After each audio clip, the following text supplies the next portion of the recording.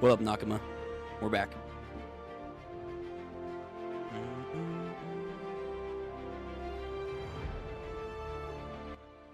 Shiver me timbers, we are back with One Piece Wa. Let's go. So, how's everyone doing today? As promised, we are back for One Piece for today. I wanted to do it earlier, but some things came up. But we're here now. So, we're back with One Piece 1154. What a mouthful to say, but nonetheless, it's still an amazing thing that we're here now. So, I have stayed spoiler-free. This chapter, I feel like I say this every time, but this chapter, I'm hearing, is getting people talking, which is cool to hear, which is nice. But apparently this chapter, like, changed a lot. We should still be in flashback, I imagine. So whatever this flashback's going to be about, it's going to be insane. So I am very, very hyped. As per usual, we are going to be reading off of TCB scans because they are a reliable source for the most part. So it will be in the description down below in our chat box, so you can go check that out. So, without further ado, let's just get into it. Seeing how I'm super late compared to everyone else. Hope everyone's having a nice day, by the way. I know I'm probably already said that, but a nice Friday or Saturday for some people. So, let's see what this chapter unveils and if the hype is there. Let me see. So, on TCB Scan, we have chapter 1155. I can't even die. That reminds me of Kaido's introduction. Not his chapter title, but like when Kaido was introduced, I remember that's like the whole idea, and we had so many theories back in the day about like, oh, is he actually immortal? Is he blah, blah, blah, blah? Is he a living poneglyph? Which that was a fun theory, but a lot of those things didn't really pan out too well. If anything, now it's a lot of those theories have now transitioned to Emu, which he's actually showing, or they are actually showing immortality and stuff. It's ironic how time reveals all and changes some of the stuff, but I can't even die. I'm assuming that's referring to Loki because his mom was an absolute harlot and threw him off the goddamn Atom Tree when he was an infant, which is crazy feat, but nonetheless, it's like, damn, wow. But she should be dead. She should be dead now, I imagine, in the flashback, because they said that she died, I think, a year after he was born. He's going to kill that royal steed that she gave Harold. And then, yeah, everything should fall into place where everyone hates Loki. Now, the main thing I imagine that we're going to get in this chapter, or at least building up, is to what happened to Harold. Harold, in the flashback, surprisingly, is a very interesting and good person. He has a lot of good wishes. It's almost like a weird take on Oden, again. But I feel like I like it a little bit more. But at the same time, I'm like, okay, when and how are we going to get from him being this to the mural where we see King Harold? He looks like Kaido. He's like he's ready to kill people. He's ready to like cause war crimes. What happens? And I'm thinking because the world government, I think he said in the last chapter, is blocking his escapades to do negotiations with other nations, he probably is going to foolhardily believe if he goes to the Red Line and makes a deal with them, then his nation and other nations can cooperate and bingo bango, kumbaya, all that stuff. But that's probably where Emo is like, I want your soul. Thank you for coming to me. So, yeah. That's what I imagine. So we're still in this cover story. That's fine. Again, I'm one of those people that is okay with this cover story. It's not even the longest cover story, but I'm okay with this cover story if it leads to Yamato leaving Wild Country. Oni Child Yamato and the Holy Inari Shrine Pilgrimage Volume 38. At the grave of a hero born in the West Blue and brought into Ringo. A warrior born in the West Blue? Why is... You know what? Wait. I just realized. Why is West Blue getting so much fucking sauce now? It's like...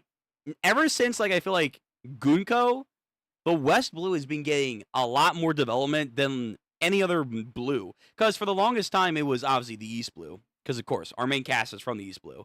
Then you can argue North Blue because there's a lot of nations and wars that go on the North Blue. Like, if you had to choose between any of the 4 blues in One Piece to live in, I would not live in the North Blue. The North Blue sounds like it is the worst place. It's either mostly cold islands or it's like nations ravaged by war. Nah, I'm good. I'm good. East Blue is probably the best choice. South Blue, like, it's calm, but it's more like a lawless calm where, like, there's no high Navy officers located there. And then the West Blue has mafia people, too, which is also very interesting. So, yeah, I don't know. West Blue is getting a lot of love.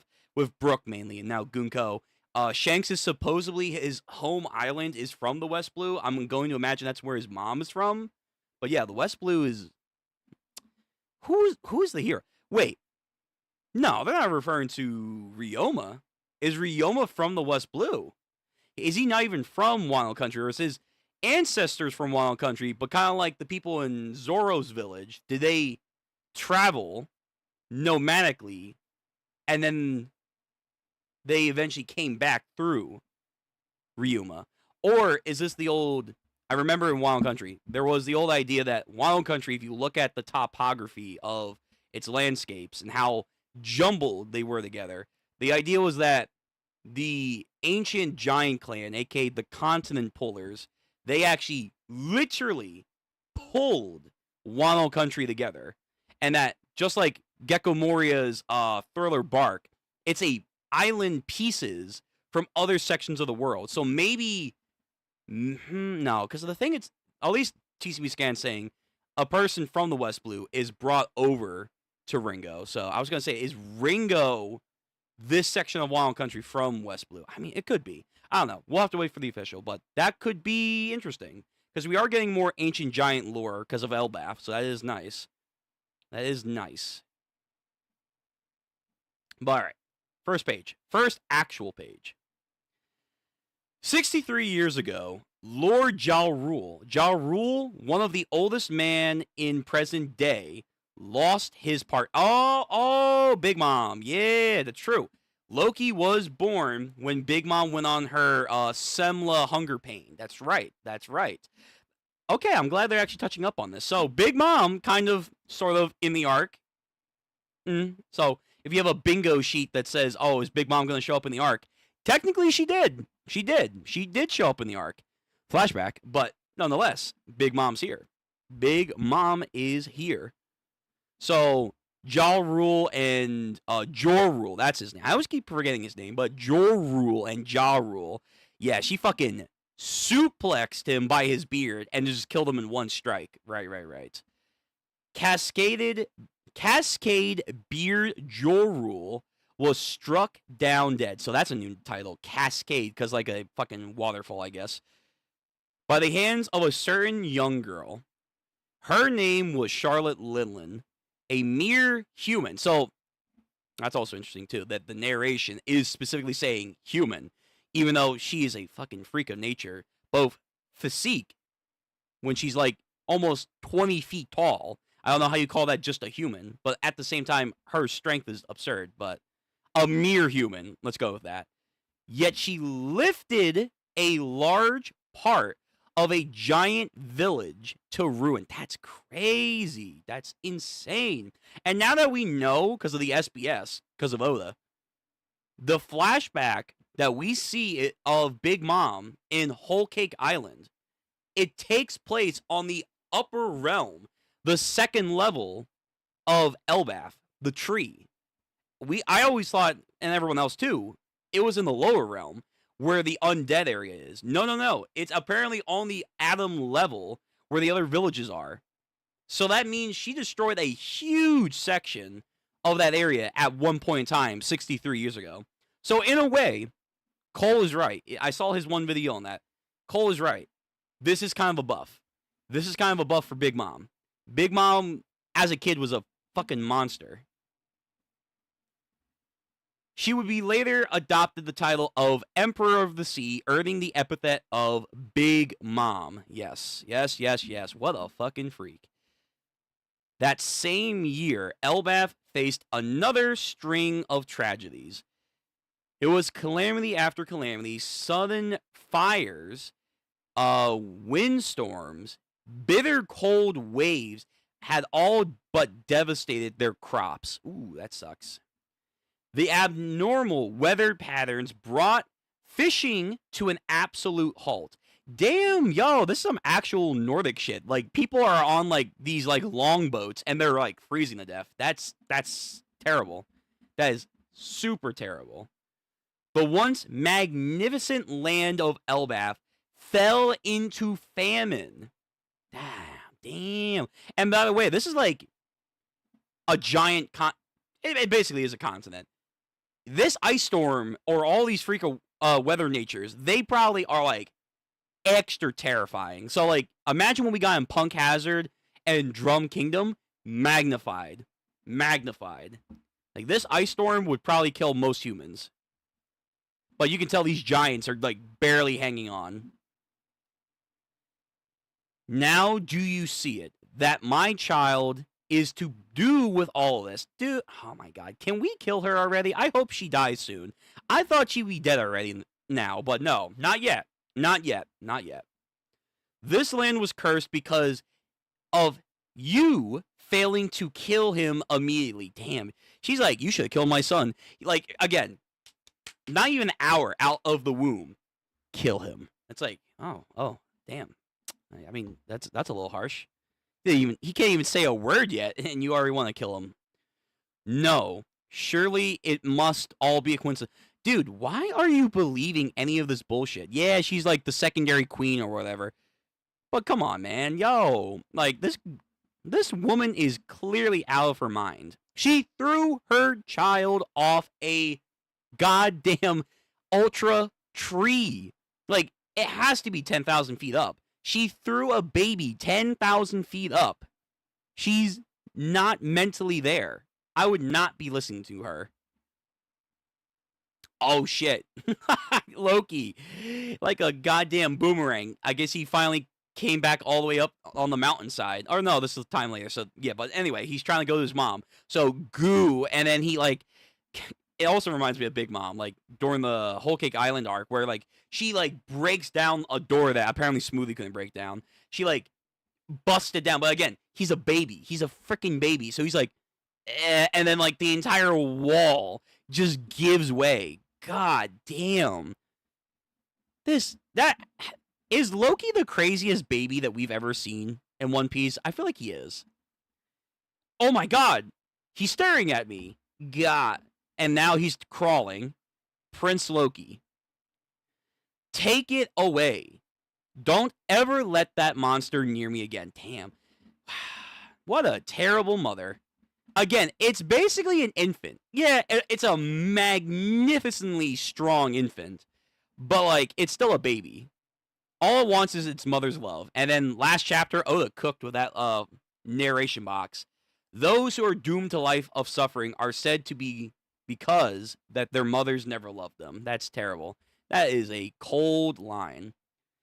So the guards, by the way, even as a baby, like, he's on his knees, but, like, as a baby, he's basically the same height as normal giants. So that goes to show you that ancient giant DNA is no joke. Of course, it's crying. Prince Loki, you have to keep away from your mother's room, please. Gouge out those monstrous eyes. If left unchecked, his curse will grow until it brings our nation to ruin. Yo, where is Harold? I'm not for domestic violence. Never. But I think in this case, she needs to learn, like, hey, you can't just kill the prince. You can't kill one of the king's sons, or, like, do all this shit. Like, no. Throwing him off the tree and saying, like, yeah, let's just gouge out his eyes. Like, no. Yo, Harold, get your secondary woman under control. If she doesn't want him, why don't we just give Loki over to, Harujin's mom? Harujin's mom would totally take care of Loki way, way better than this. This is sad. This is freaking sad. And then we cut over to, I guess, a village. Wow, I'm hungry. I know. I'm sorry, sweetheart. This was the last bit of bread we had in our village. Oh God. You will be grieving soon. We could easily steal what we need from human dissatisfaction with Harold's no hurting human policy. So it's like, hey, our nation's dying. We need food. We need resources. We're big. We're strong. Go take from humans. Ain't that how it's always been anyway for our history? Come on, don't be ridiculous. A senseless raid on them would only bring our nation to shame. Yeah, but then again, people are dying. It literally is the bread analogy. If you don't have enough money to buy food, and you can't make bread yourself, but you see an opportunity to take bread illegally, would you do it to save a family member? It's that, but magnified by an entire nation is starving for resources right now. Again, very Nordic, very Scandinavian history right here. Like, winters were very, very harsh. That's why, as terrible as it was, raids were kind of a necessity. Otherwise, they were gonna die. They were going to die. That's the law of our land now. Those bastards from the Hunter village are attacking. Damn, so there's now infighting too. Yo, Harold, where are you at? You need to get your nation under control. Like, is he gonna pull like a Luffy back in Wild Country? Is he gonna bring like a giant ship of reserves? Because, yo, your nation's falling apart. Your nation is going to the wayside, literally. What are they? It seems they've hit other villages as well. Quick, arm yourselves. Do not let them loot our village. Internal giant struggles were afoot and unheard of at this point of time.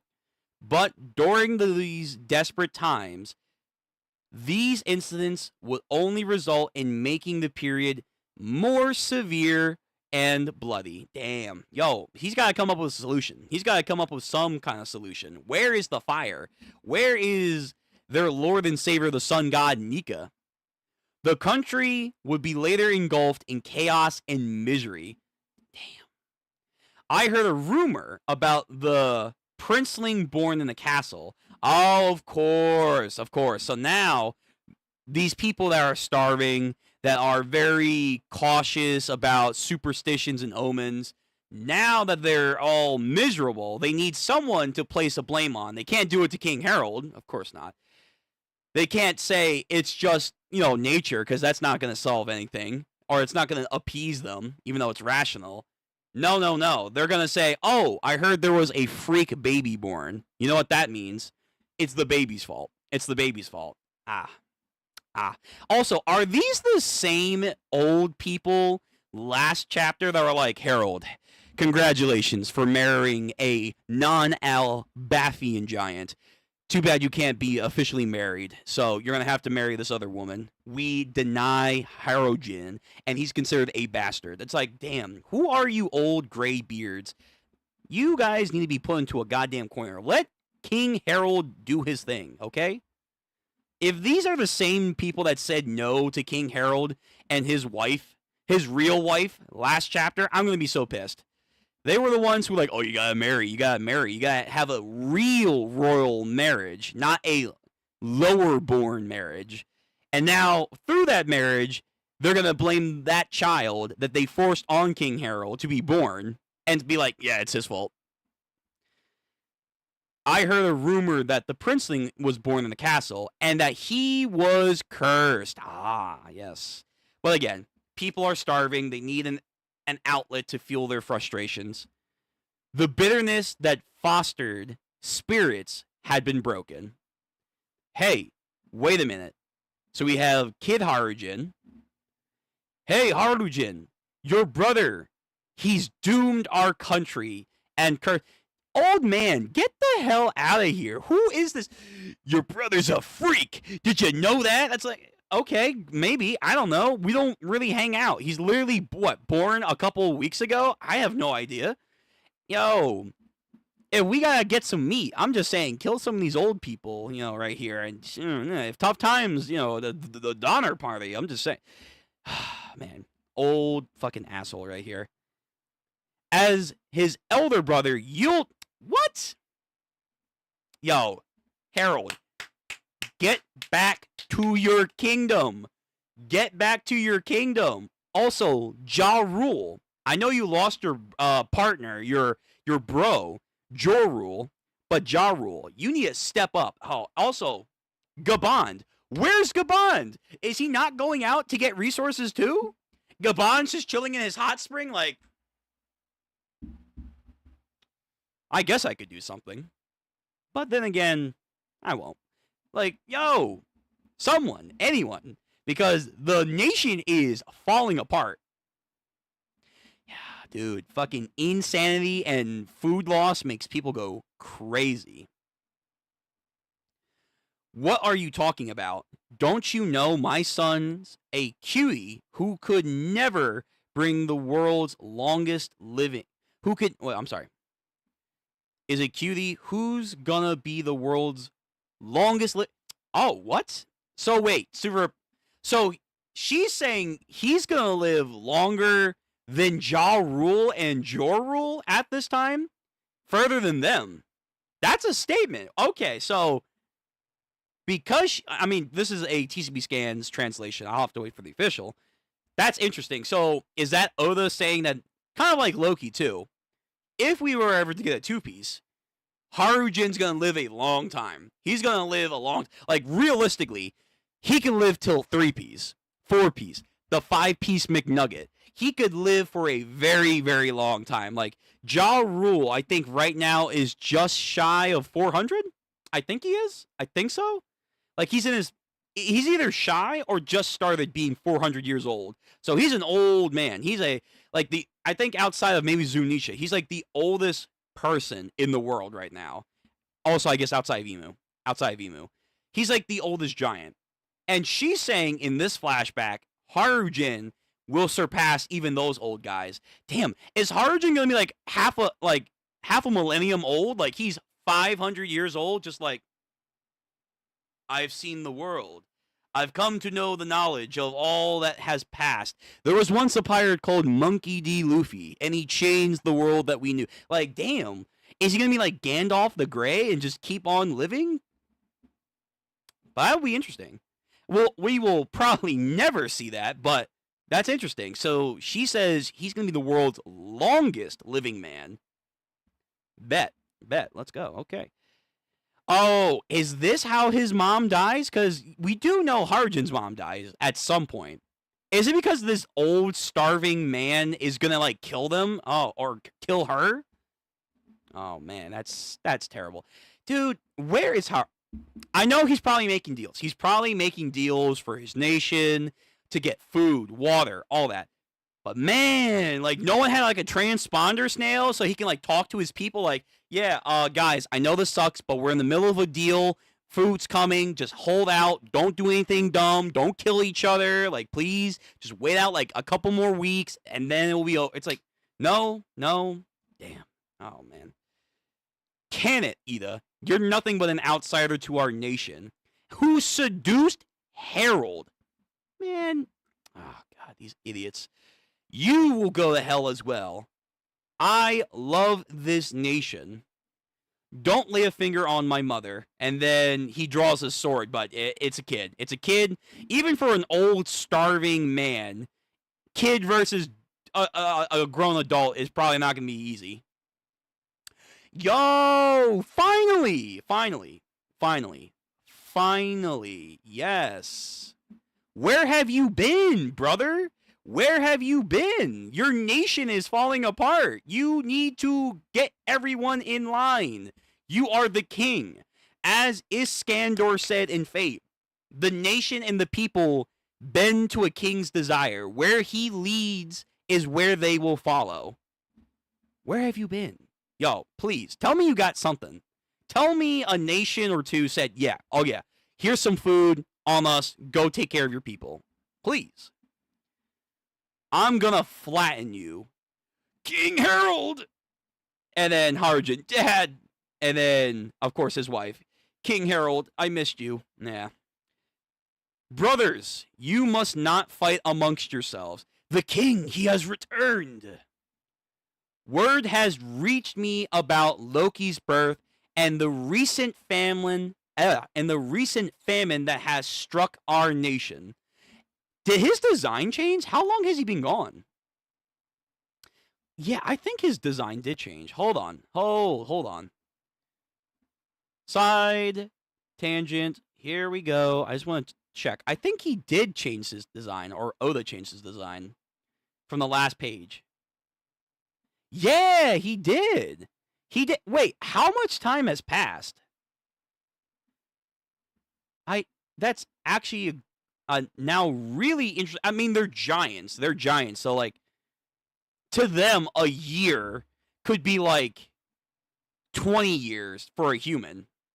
I think it is like, someone did the math. 1 year for a giant is 3 years for a human. But he is different. That's him there. Oh, hold on. And then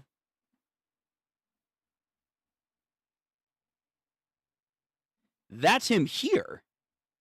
How much time has passed? It's been a long time. Like, it's not just like he grew out his facial hair and, you know, longer hair in general. He looks like he aged a little bit. I mean, negotiations for a king and all that stuff can probably be taxing, but no, a lot of time has passed since since like Loki was born. Okay, that's interesting. That's food for thought. How much time has passed since he was gone? Words reached me about Loki's birth and the recent family that has struck in our country. I was building a rapport with various nations. Okay, good. Please tell me you got something. When the news came, our allies had acted swiftly. They loaded tons of food and supplies to be shipped here. Humans may be small in stature, but not will. Good point. Good point. Our allied nations had come together to ensure we had enough to truly fill and satiate a giant's belly. And with their generosity, we have accepted their aid. Wow. Holy damn. Wait, how many nations did he go to? I see 1, 2, 3, 4, 5, 6, 7, 8, 9, 10, 11 ships. I assume from all various walk of life. Yo, that's crazy. Just like how we theorize, like, if Oden had lived and Kaido didn't do his fuck shit with Orochi and Wano country, if King Harold did not, like, get seduced by the dark side, whatever the hell happened with Emu, him, Oden, really could have, like, changed the world. Like I said this last time, too. If Oden had lived a little bit longer and King Harold didn't get, like, corrupted, and those two met with each other, if Wano country and Elbaf hooked up with their resources, their innovations, their, you know, military forces, oh my god, this part of the new world would be so much more different. It would be way more different. Like, this would basically be like a neutral zone. Like, pirates can come here, so can Marines and the world government, but no, they have the assets to not be fucked with by both parties. If King Harold, Loki, Oden, Momonosuke, in theory, Harujin, and let's say they could have gotten Dory and Broggy back, yo, this alliance would have been nasty. That has to be like a what-if video. What if King Harold and Oden didn't succumb to their fates, and they eventually teamed up together? The world would have been just a slight better place, but still a better place. Because then Oden would have gotten introduced, well, he would have introduced Whitebeard. Well, you know, I don't know. Because Whitebeard and the Rocks Pirates should have come to God Valley, Elbaf. But you know what I mean. Like on more friendlier terms, Whitebeard and King Harold and maybe some more of the Rocks Pirates, the Roger Pirates. So not just Gabon, but Rayleigh maybe. So yeah, that might be a video. Someone at least has to do that video. What if Odin and King Harold lived and worked together? Oh man. So Harold, how are we supposed to dock our ships? Yeah. This island is massive. Dig in and fill your hearts with complete gratitude. Yeah, these people, they're like, yo. So now we get the idea of how King Harold became an actual god to his people. Not just a king. He is a god king to his people because he challenged their way of belief. And people over time began to be fascinated with the stories and trade that he was doing. But when they faced their darkest hour, he showed up and said, here's some food. Nice. And he showed them that not all humans are going to be assholes. You can actually make deals with them. We can have negotiations. Not bad. Not bad at all. If these good folks are ever in a pinch, it will be our job to return the favor with all our might. We shall remember this tiny world is ours to share. Again, that's also a good detail too. If Wano Country and Elbaf teamed up and again could provide a neutral zone for the New World, so many more habitable places would not be under pirate control. Like in theory, if they were around, maybe Dressrosa would have never gotten reconquered by Doflamingo. So then Dressrosa is in the fold of this kind of like federation, if you will. It's a federation of protected islands. Maybe Zoe too. Yeah, Zoe. Zoe could have been among like this allied federation of islands in the New World. So you would have gotten the giants. You would have gotten the samurai of Wano Country, because that matters outside of Odin, I guess. Then you would have gotten the minks. The gladiators, I guess, from Dressrosa. I don't know. Like, maybe Kyros would have been a lot better if he was interacting with these people. But, yeah. Wow. They could have changed the New World. Like, the pirates, at least the emperors, they wouldn't have been such a chaotic force if these people were alive and interacting with each other. Damn. What a shame. What a shame. So time passes. Yes! Oh my god. Thank goodness. Thank the sun god Nika. She's dead. She died. This awful harlot died. Good. She was a terrible mother. She was a terrible person. I'm glad. I mean, I'm sure he's sad, but like, he's got a better wife at home. He has his real deal wife at home. Not her. That was a political marriage and nothing more. Queen Esther continued to publicly declare that the plague of suffering by Elbaf was brought by none other than the accursed prince right up to her last breath. She went out saying, my son is a disease and must be taken out as such. She denounced her son with every bitter hate, even when King Harold had returned. So she never gave up. She really just hates him to her core. So he is sad. He is sad that she died. I guess so, because she, at the end of the day, did give him another son. Yeah. Okay. But still. Naturally, the people believed her passing was a part of the curse as well. So even though he came in and changed people's mindset, not really. So they kept it hidden, but in the back of people's minds, they're like, but that baby, though. It's kind of sus. Okay. All right. Also, I just realized, because of last chapter, we saw King Harold's adventures with his first wife. I just realized his guards, like his royal guards, they are wielding naginatas. It's because he probably saw that one island in last chapter. The entire people, like, I guess, had naginatas for some reason. So he adopted their way of culture and life to his royal guards. That's pretty cool. That's a really good detail that I like. And can go easily missed. Loki, my son. Damn, he seems like... So he really was a good dad. He was a good dad, true and through, to his kids. Yo, Emu, what the fuck, man? Why you gotta change the solid dude? Why you gotta corrupt the solid dude like this? He was born with a condition that... He was born with... Oh, okay. This is lore. Lore. Why does his eyes look like that? Let's see. He was born with a condition that affects his eyes. Well, he can see, but I understand. What a pity. So his natural eyes are considered a birth defect. So is there no other like ancient giant lore to why he looks like that? Just, oh, it's a birth defect. But he can see, but not like, is he like pseudo blind? And ultimately, at the end of the day, that's why they had to put the rag over his head. Like, he had to do the Gojo shit. He can't even smile for me. I guess it makes sense. He did just lose his mother. A mother who hated him to her last moment. So, yeah, this kid has been through the work since his very first breath. It's a shame. At only a few months... Dude, it's only a few months! Wait, how?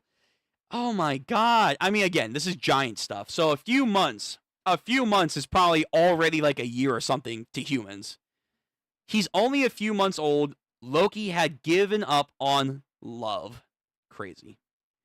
You sure have a lot of scrap, you know.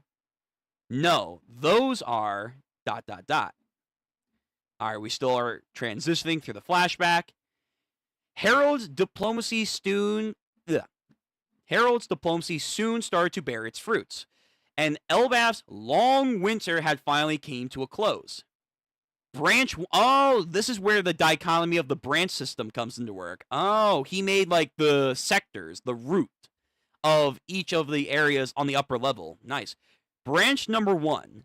Yes, that right there. It will help build an inter-village trade and communication, aka a trans-connected highway system on these branches. Very cool. Very cool. Restoring the fractured nation and venturing across the seas continued to be a priority, while other things became an afterthought. So Loki grew up even still without a father. Even though he loved him, he had a duty to his nations. Yo, just give him to your other wife. I don't understand. She can raise him. What is this nonsense of like, oh, well, he's royalty. His mom's dead. His father is doing important work. He must be alone. It's like, no, just give him to someone. Hello? Not this fucking butler. This is not Alfred from Batman. Hell no. This guy is nowhere near Alfred. He's going to be like, sir, it's time for your 5 o'clock studies now, and you must complete it in 30 minutes or less. It's like, no, he's a fucking toddler. Give him love. Esther, oh my... You gotta be kidding me. She had a brother? She had a brother? Oh, wow. And he slides on into the royalty, of course. Esther's older brother was appointed as Loki's personal steward. Was he now? And like the steward of Gondor, is he going to be a goddamn... no, he probably is. Freak, of course. Kill him. Loki, just you have the power. Just do it. Also, with his bandages and his hair, he kind of looks like Doflamingo. Just a little bit. This is the realm of the dead. Isn't it dangerous here? The coastline keeps this area separated with some beast won't come near us. Oh, she sets up this area where we see Colin and that one barkeep lady where they set up. Oh, this is where Shanks comes to dock. Really? Huh. Okay. Don't you have training with Elbow from the West Village? You should go head there. You're so cute when you worry. This is Ida's Tavern, you hear. Fishermen, castaways, even pirates. I'm ready for all and every customer. With any luck, I'll be of help to King Harold. Damn. Ida is such a loyal, strong woman. Anyone would love to have someone like that in their life. That's crazy. So what happens to her? Does she just die like natural cause or something? Also, her beer distributor has an axe in it, and that's like her lever. That's really funny. That's really funny. So 56 years ago, so time continues to pass, Ja Rule's house. You were at the scene of the Revery incident. Harold, the Revery incident. Wait, what? Was he? Wait, I think I know which Reverie he's talking about. Is he talking about the robot? Is he talking about, oh my god, what's his name? What's his name? Fuck, I forgot. Emeth, yes. Yes.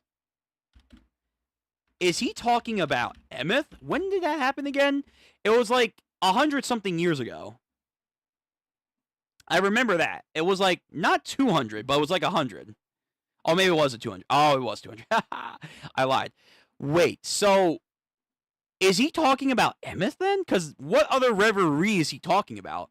The only other Reveries outside of the current one that got fucked up were Emeth, and I think they talked about Dragon at that one other Reverie when we saw Vivi's flashback with King Cobra.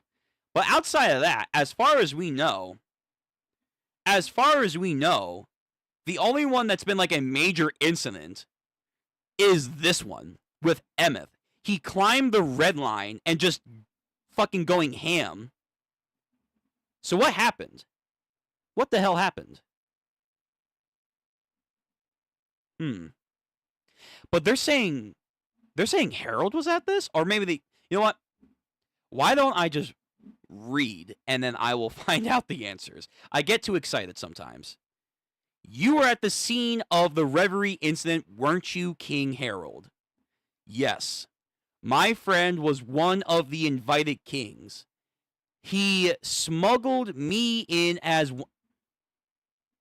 He smuggled you? Dude, you are like the size of a 5-story house. How did he smuggle you in? Oh, hold on. YouTube Studios. Do we have a... What's going on? Signal? Are we still good? YouTube is not receiving enough video to maintain smooth streaming as such. Okay. Okay.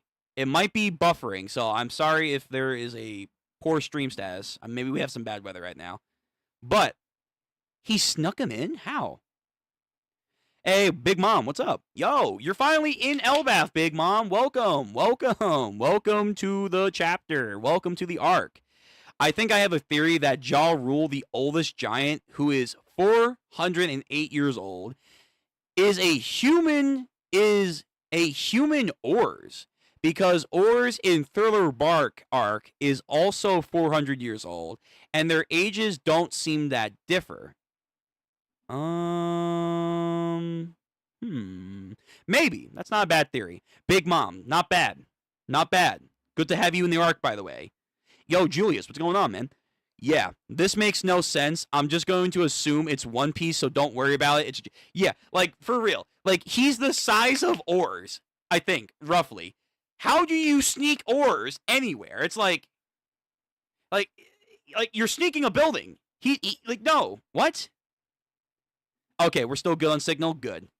I just got an alert that said, oh, your stream is, like, buffering because your signal is crap. I'm like, oh, okay, well. I do my best, YouTube. You'll have to yell at me. But, yeah, so I assume he's talking about Emeth. That's the only other Reverie I'm thinking about. But was he really there, though? Unless Oda's retconning how long ago this was. You were at the scene of the Reverie. Yeah, my friend was one of the invited kings to this meeting. He smuggled me in as one of his guards. I have no idea how, but that's interesting that he's actually gone to a reverie. Cool. I couldn't ask questions. I wanted without blowing my cover. If that murder hadn't happened, I might have been exposed.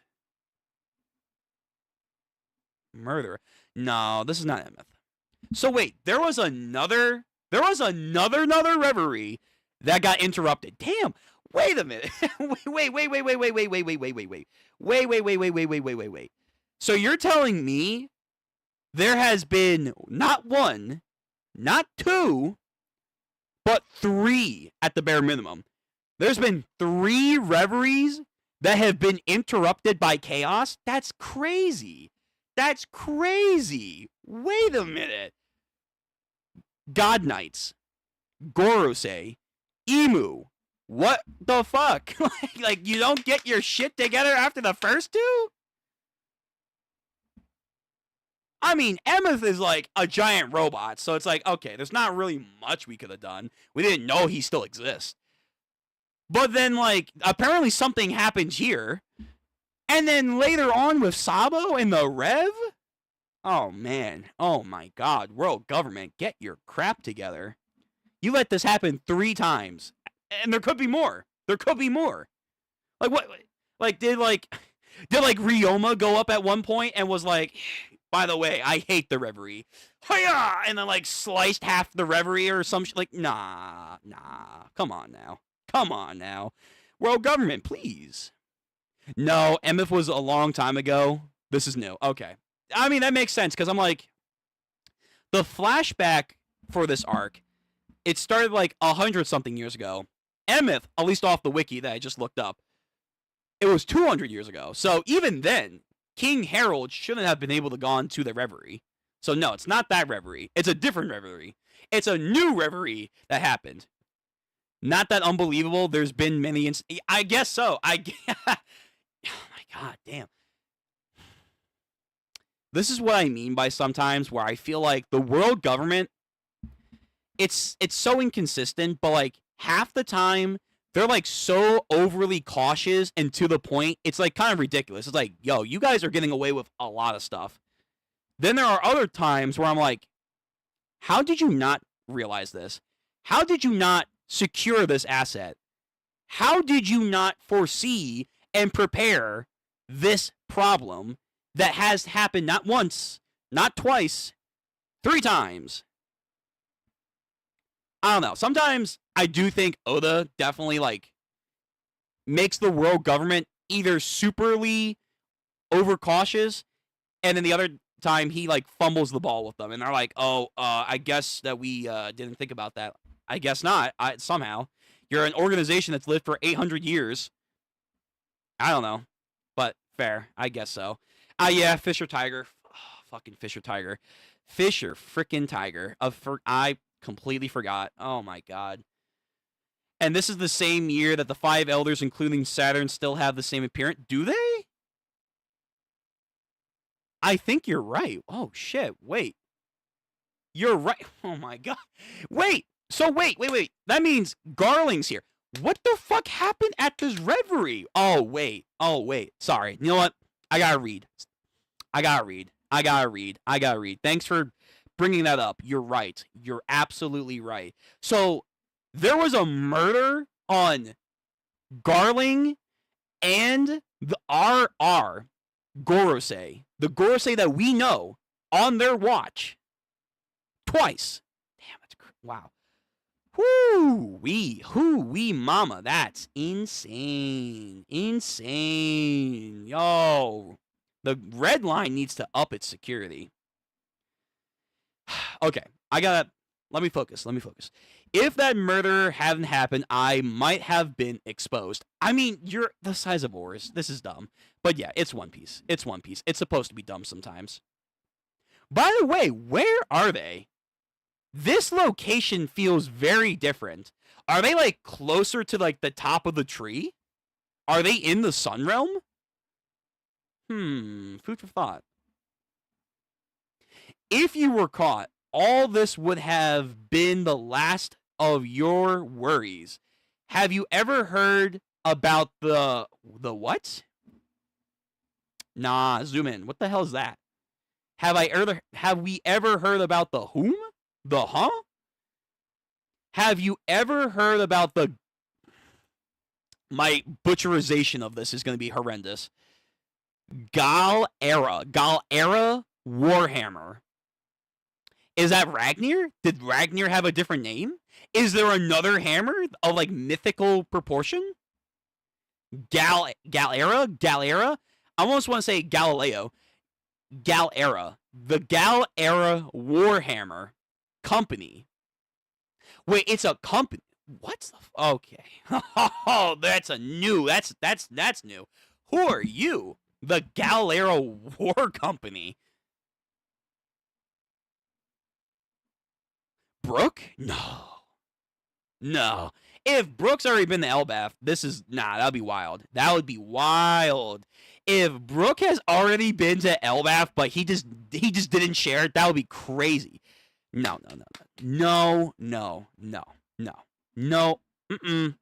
So sorry. No, thank you.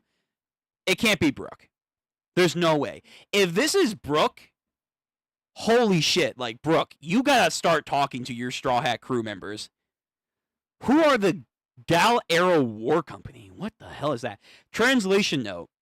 In kanji, Great Hammer Battalion. That's a dope fucking battalion. The Great Hammer Battalion. Yo, that belongs in Warhammer right there. Furugana might be a spin on Galley Law. Whoa, what? Whoa, Galley Law? Galley Law? Our Galley Law. The Galley Law. Water 7? Okay, what the fuck's happening here? So, Galler Warhammer Company. Is it shipwrights, or is it like people who couldn't build ships, but they're from Water 7? But they wouldn't be... Wait, is Galley Law around? Wait a minute. When did Galley Law formed? This is 56 years ago. Is Galley Law even a thing at this point? Because Iceberg makes that. Let me see the wiki. Hold on. Another tangent. The Galley Law Company is a prominent shipwright company from the Water 7 island, which has been established for 7 years, builds ships for citizens, pirates, and even world government. No. Okay. Can't be. It's not. So this is pre-Galley Law, but it has a pun on Galley Law. Okay. Alright. Yeah. They're that gruff troop of giant... What? They're that gruff troop of giant shipwrights that arm themselves with warhammers. Isn't that correct? What? They're just giant... I mean, yeah, sure. But wait, it's like a whole company of giant shipwrights, and they have warhammers. Is this how we get Ragnar? I just realized what Oda's doing. Wait a minute. This is the story on how Mjolnir was made. If no one knows Norse lore, Mjolnir in the original story in Norse mythology, at least how it's mostly told, Odin and through Thor and Loki had a competition. I forget the specifics of the competition, but it involved the dwarves of Dwarvenheim, or wherever they're from. The dwarves were considered like some of the greatest smiths of their realm. So they said, fashion a weapon for Thor in like a certain amount of time that could be a great asset to his power. Of course, Loki wanted to win. He tricked them, and then that's how the hammer in the actual mythos is actually a very small hammer. It wasn't supposed to be a one-handed grip. It was supposed to be like an actual war hammer that he could use two hands on. But because he tricked the dwarves, it actually became like a miniaturized hammer as we know and love in the Thor mythology. But he could still use it as a weapon. Is this a play on that story on how Mjolnir was made? But in this case, Ragnar is an actual fucking warhammer. It's a real deal warhammer. But they're shipwrights, though. Why do they have... That would be weird. How do shipwrights make an ultra hammer? I thought they were just a myth. Really? Even Harold didn't know about them. They were just a myth. What the fuck? All right, who are these people? Who the fuck are these people? No, they existed. Is this back during Ja Rule's time? Like him and Ja Rule and Jor Rule? Is this back like 300 plus years ago? Is this during like the era of Ryoma and stuff? Emeth walking around?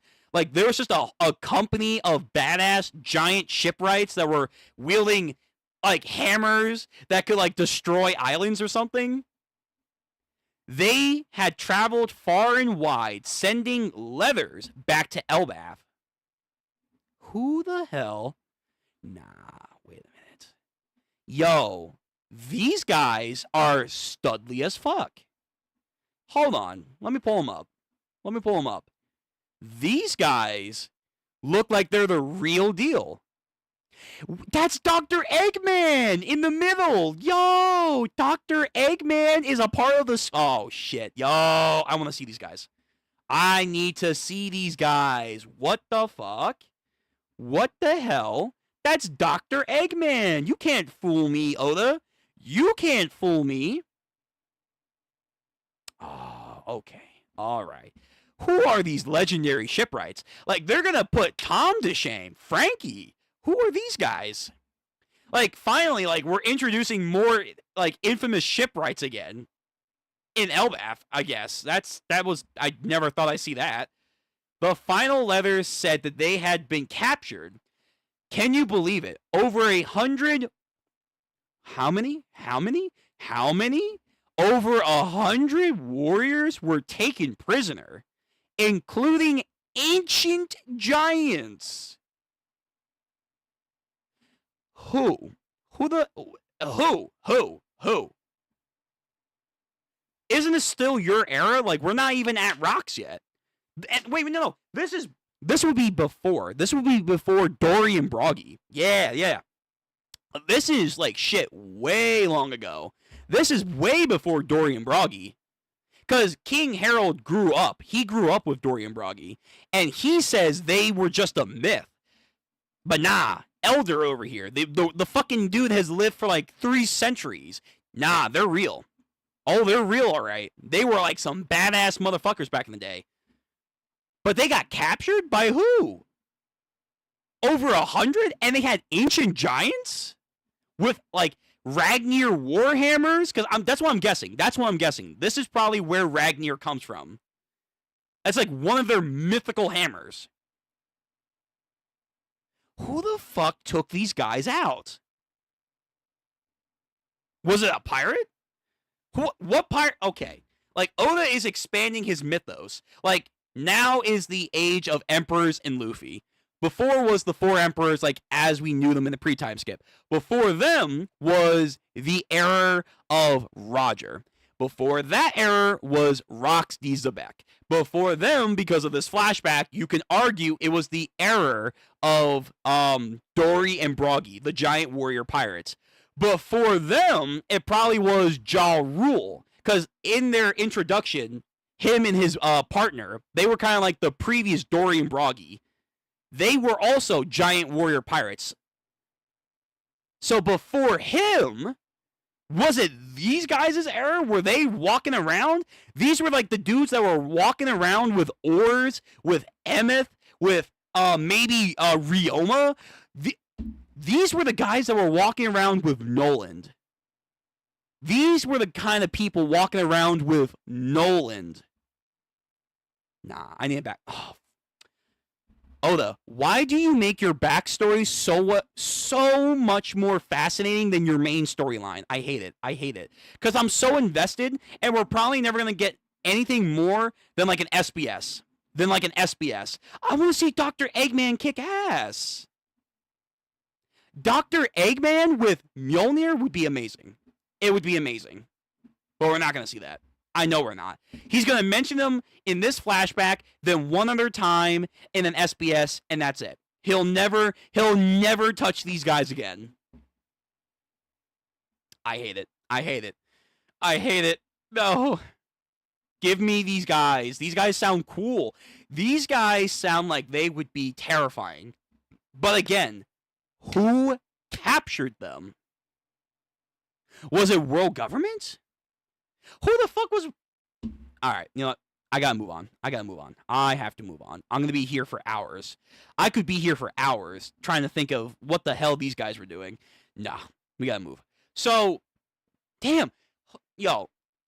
Okay, I'll say this, because I was saying that the Giants, for the longest time, I have been one of those people that the Giants have not been the most impressive people in our version of the story. But I will say, Oda in Elbaf, I feel like he's recognized that the Giants, for most of the story, have been punching bags. They've been laughing stocks. We're supposed to fear them, but every time we get introduced to the one, they usually get one-shotted, or they don't really have impressive feats. In Elbaf, holy crap, he has been kicking it up to an 11. Like, Dory and Broggy are getting better feats. Obviously Loki, but Loki's like an abnormality. Same thing with Harold, I would argue. Ja Rule hasn't really done anything, but you can imagine back in his prime, him and his bro were probably fierce. Harujin's probably going to get a buff somehow. But now we just have an entire freaking squad of like super ultra giga giants that were going around back in the who knows when with Ors and Ryoma and probably Noland, and they were just doing whatever the hell they wanted to do. That's crazy, man. That's crazy. Giants are getting way more love now, as they should, but still, it's insane how much Oda actually is respecting them now. You think the world... What? How? Who? Emu? Like, did Emu actually have to come down, like, then and be like... Gotcha. You're mine. But no, if he did, you know what? Let me see. Do you think it is the world government? Are they responsible? There is no doubt that they once faced a great enemy. However, they sank deep into the ocean at a certain point in history. And what point would that be? To be blunt, there's probably a deeper reason why your ideals haven't worked out. And it has nothing to do with you. Oh, Emu. Yeah, okay. They're hinting at that there is a darker force at work. There is a shadow over the world. Emu. Wait, if Emu can capture people... Oh my god. Or Gorosei. Let's say, okay, maybe it's not Emu. Maybe 400 or 500 years ago. Maybe the Gorosei back then were actually studs. Like, they were like the real fucking deal. They were like basically Yonkos back then. They could just go out, whoever the fuck, take whoever, capture, kill. Yeah, you name it. They went out and got these guys. But if they did, why not subjugate them like you're doing now? Why would you not like, hey, Dalmi Reversai, you're now my giant demon army. And by the way, all your cool hammers, they're mine. They're mine. And also, because you're shipwrights, guess what? You're going to make me an ultra battle fleet that's going to go conquer the world. No? Where are these guys? Where are they?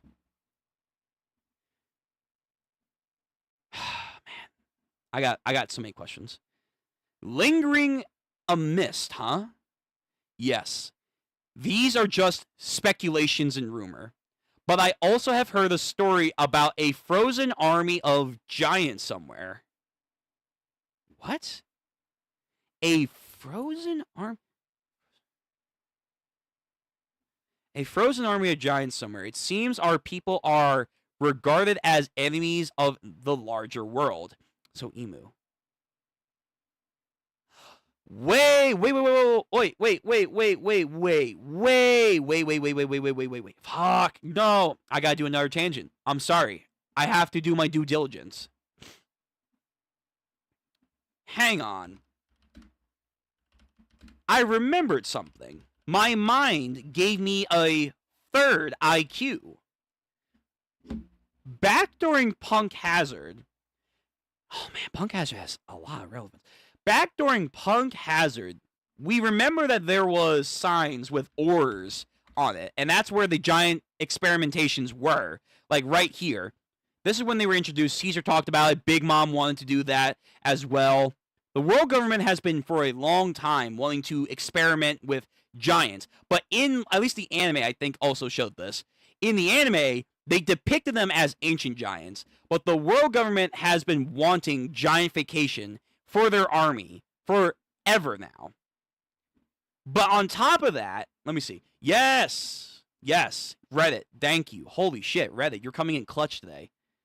There was also this panel where there was just a bunch of frozen prisoners. We thought they were like impaled down prisoners, but they are giants.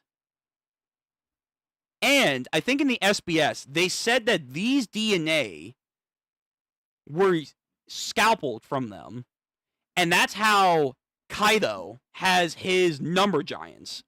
Like the number giants, if I can spell, holy God. Yes. The number giants are said to be experimentations from these guys. Are these the giants that he's talking about? Oh, wait a minute. There's this big-ass face in the background. Yeah. Or this guy. Whatever the hell. Are these guys... Can we free them? Like, please?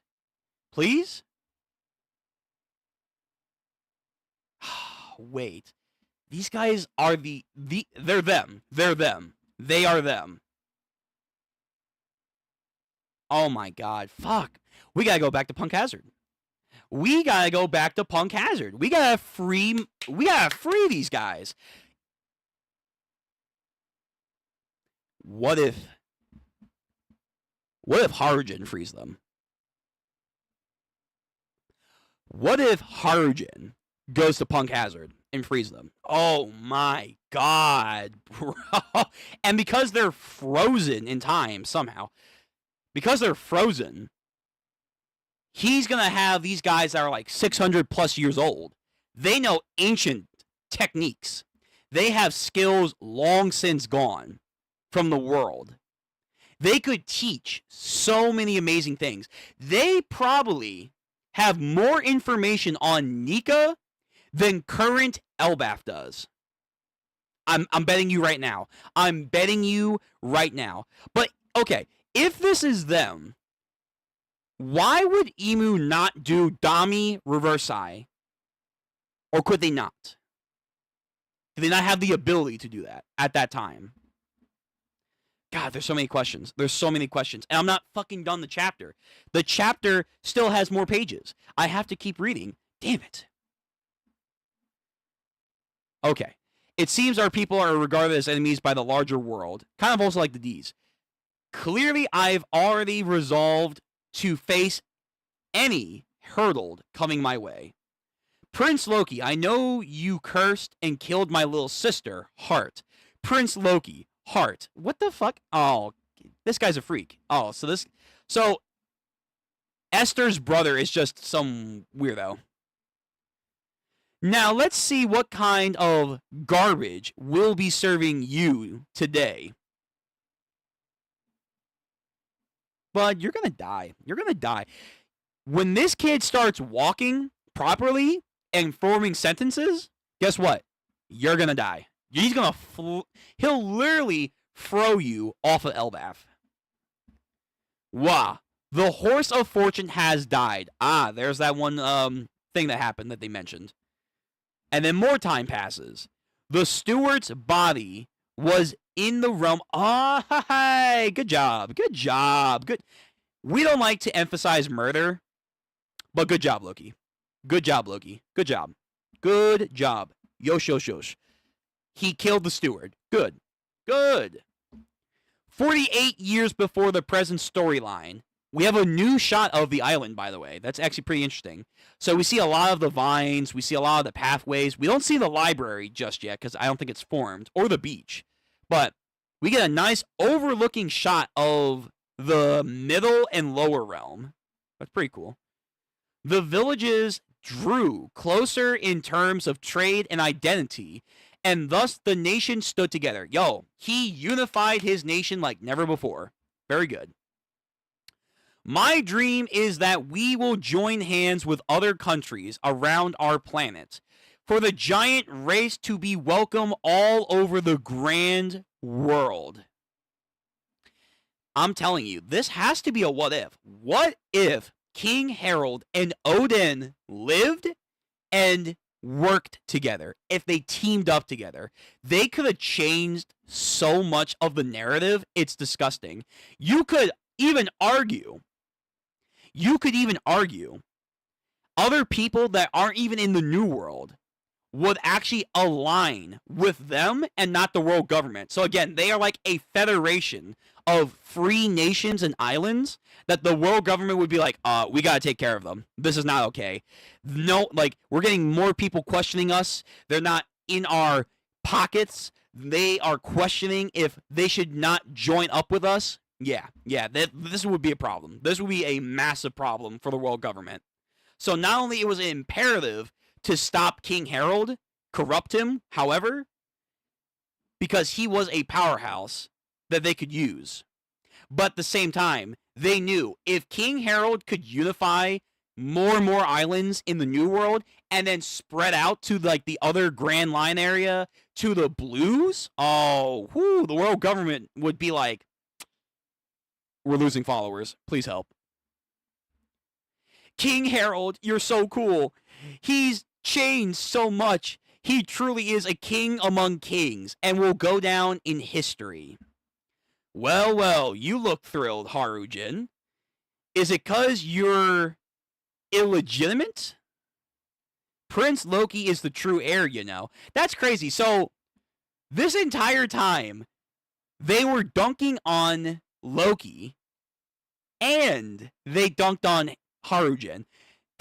So both the princes were like seen as terrible like omens and bastards, basically. You boys are nothing but scum. You will die in the gutter. It's like, yo, they're your prince. They're gonna remember this.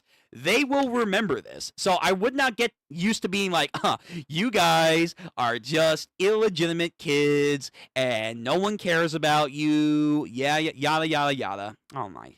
Yo, fuck these people. Fuck these guards. Fuck these guards. You're just an illegitimate throwaway trash.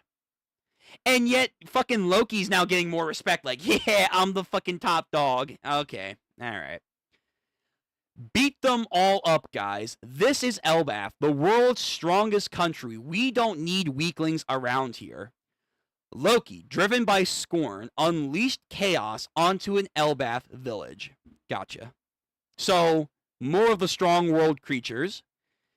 He's just wreaking havoc, undermining his father's prosperity.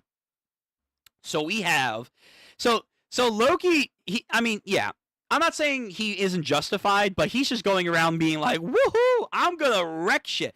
Kind of like Odin, too. Odin was kind of a fucking unruly child when he was younger, but he's just gonna go wham on all these villagers with his beast. He launched a fable as they ran. Oh, I'm sorry. He laughed at the feeble as they ran. Excuse me. NA right there. Hey, Loki. So someone steps up. I assume it's his dad. I assume it's someone giant related. Like, hey, you're the prince. Stop that shit. Do not destroy your own people. Oh, it's his brother. Oh, no. It's his big brother. Excuse me. Harujin. But this is like Edward Elric and Alphonse. He's the big brother, but there's a size difference.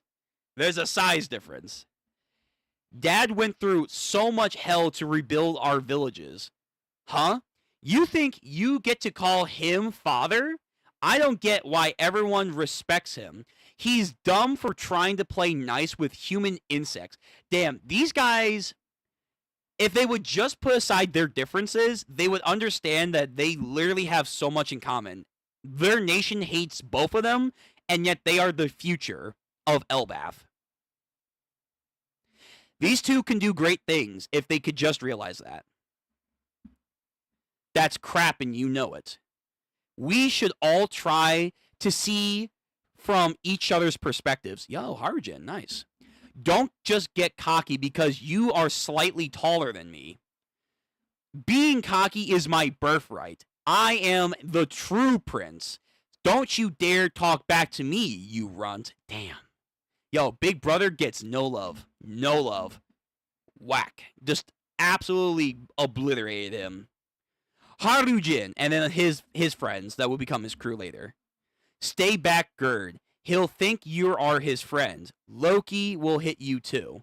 We are his friends, you dummy. Ah, Goldberg. Harujin, wake up. Are you okay? He needs first aid immediately. And then Loki. Ah, stupid Harujin, big brother. He has friends. Baka. You're so pathetic, I could puke, Harujin. Nah, you're jealous. You're jealous. Because you don't have friends. You're just a group of weaklings huddling together. It's 'cause of your mom's filthy blood.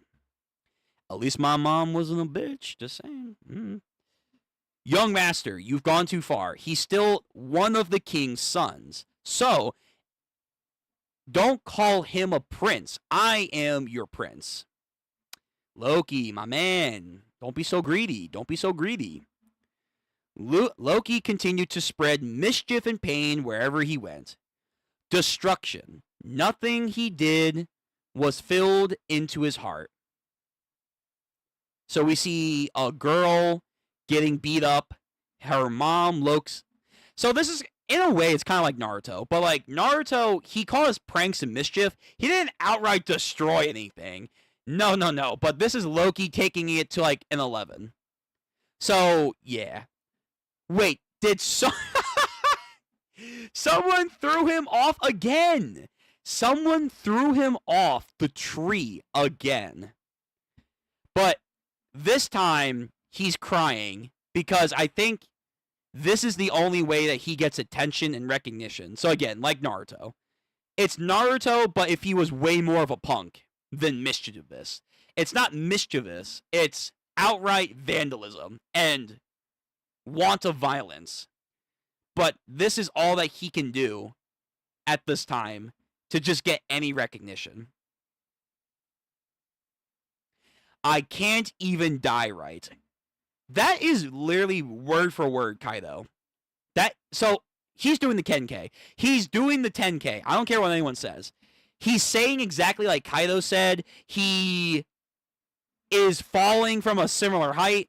Yeah, Oda knows what he's doing. He knows what he's doing in this case, in this scenario.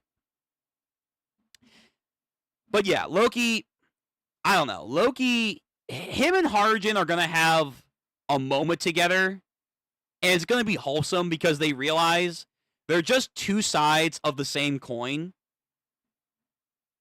But yeah, I don't know. Obviously, Luffy's going to be a main catalyst, but Harujin and Loki are going to have a good characterization with each other. I could see it. I think he jumped? Oh, that's even darker. Oh, shit. He wanted to kill himself. Oh, that's terrible. That's terrible. What the fuck's this? All right, let me zoom in. Whoa, hold on. TCB. Oh my god. All right, do I have to open this? I think I do. I gotta open this up. Oh my god. Okay. It's a double page spread. I'm gonna try and look at this from like half the fucking page. Please, TCB, work with me here. All right. So Loki, as he's crying because he failed to maybe offline himself, maybe. A mountain is like cut. And this is an Elbath giant mountain. So this is a huge mountain. What's the deal with this island? Where's the warm welcome committee? Is someone invading? And then we have the new, like the fucking Strong World beast barking up a storm. But they're also sweating, so conquers hockey, maybe? Oh ho ho, look what we found. It's a giant whelp. This has to be Elbaf. Oh, I haven't seen the rest of the page. That's Shiki. Okay, first of all, crazy, because this maybe connects to Strong World for sure now. 2, if Shiki's here, you know what that means. You know what that means. Rocks. I'm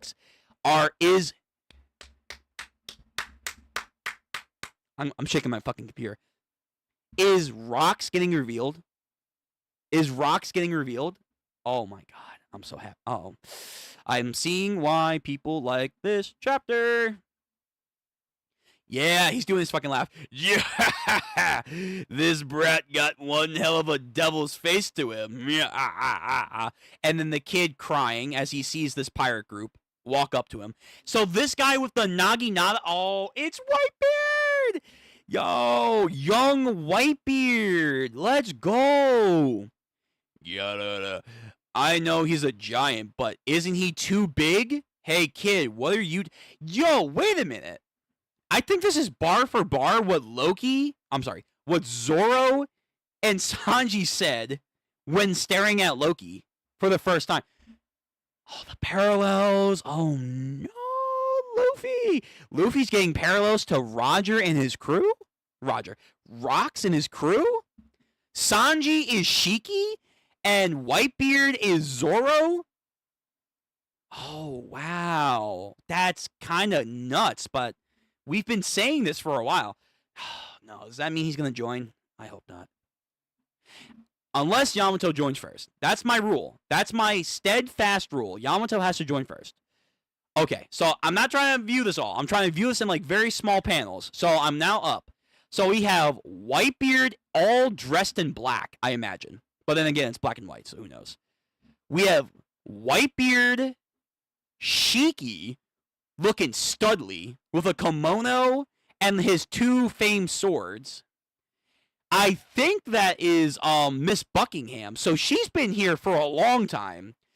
I mean, I imagine he has a large crew at this point, because this is probably Rocks.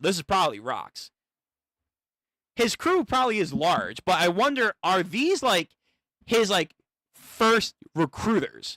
Is this Zoro, Sanji, and Nami of the Rocks Pirates?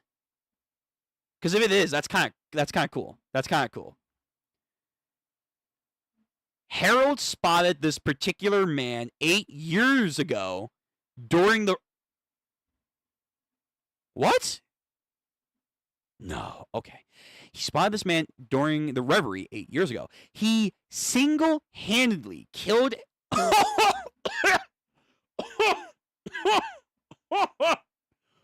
What? Oh, no. No,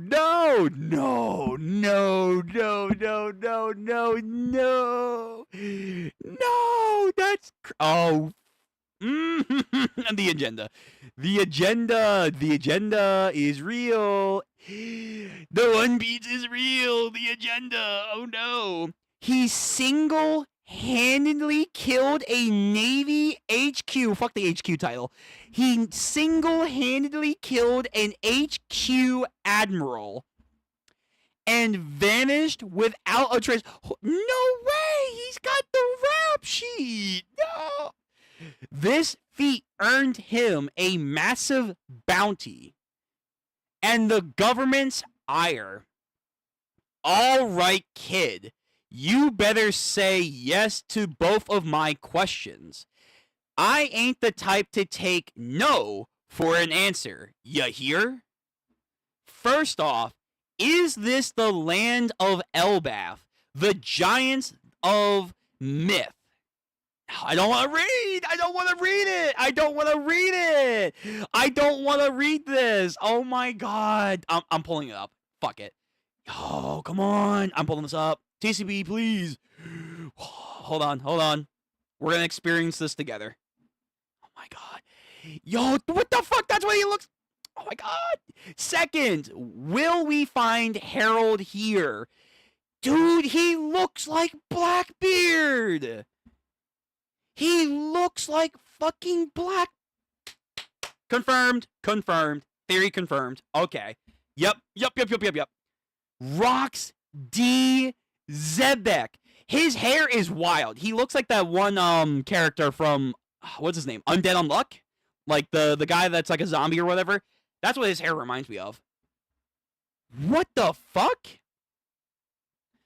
First. Oh, I'm sorry, first. Fuck, I'm so excited. Breathe. Breathe. Whew, breathe. Whew, breathe. Breathe. Oh my god, it's fucking Rox. Future captain of the Rox Pirates. They confirm! No, they confirm it. They confirm it. It's there. All there, black and white, clear as crystal. I mean, with the face. I mean, yeah. Yeah. So the theories are confirmed. Him calling the ship the Saber of Xebec. Him having the same island that he once had. Him gathering a crew of infamous, notorious backstabbers just like him. Oh my god. And this explains... Oh my god, this might be one of the best chapters. This might be one of the best chapters I've read in a long time. Oh, but I don't know. We had Emu. We've had the mural. We've had a lot of stuff. But man, this might take the cake. And eat it too. We finally have Rox D. Xebec. And it's confirmed he is the father of Blackbeard. I have so much I want to talk about. And that's the end of the chapter, right? Right, yeah. Oh, we're not on break. Woo! Hooray! Huzzah! We're not on break. Okay. I mean, I guess we gotta talk about this first. We'll talk about this first. Wow. I just need to take a moment, because, like, even though, like, in the grand scheme of things, Rox is not that old of a character that has been, like, foreshadowed for a long time. Like, he's really, like, pre-Wano. He's pre-Wano. But still, though, this is insane that we have finally gotten to this point. Is Oda going to give us God Valley soon? We finally now know what Rox looks like. Is he going to give us God Valley? Because I want to see it. I want to fucking see it. I want to see it so bad. But then, too, because he's the father of Blackbeard, this sets up a lot of stuff with Blackbeard's character. So, way back when, in the eons long past, there was a picture. I think it was from an SBS. Blackbeard Kid. It was also in film Z, which I want to talk about that in a second because of this fucking panel. We got this photo of Blackbeard, and this is from the original SBS. This is from film Z. Is he crying in this panel because he found out his dad died? Like, is that, like, the context to this picture?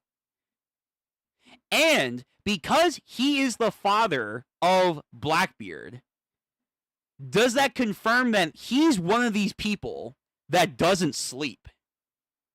So what does that mean? What does that mean? What is the significance of, like, this group of people that cannot sleep? Because, holy crap, this is, like, moving so much lore pits around. It's absurd.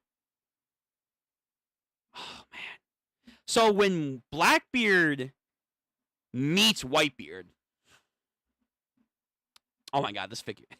This figure. When Blackbeard joins Whitebeard, let me see if I can find a panel. I mean, to be fair,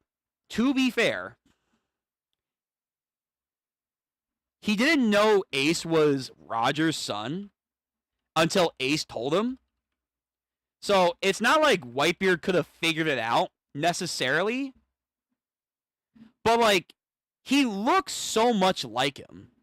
As his former captain, you would think, like, did Whitebeard not put 2 and 2 together that this kid could look like Rox? You know, I don't know. But did he specifically join Whitebeard not only because of his future plans to get the Yami Yami? Did he join Whitebeard because he knew that he was a part of his father's old crew, and maybe at one point or another did he think that he could convince him to join him?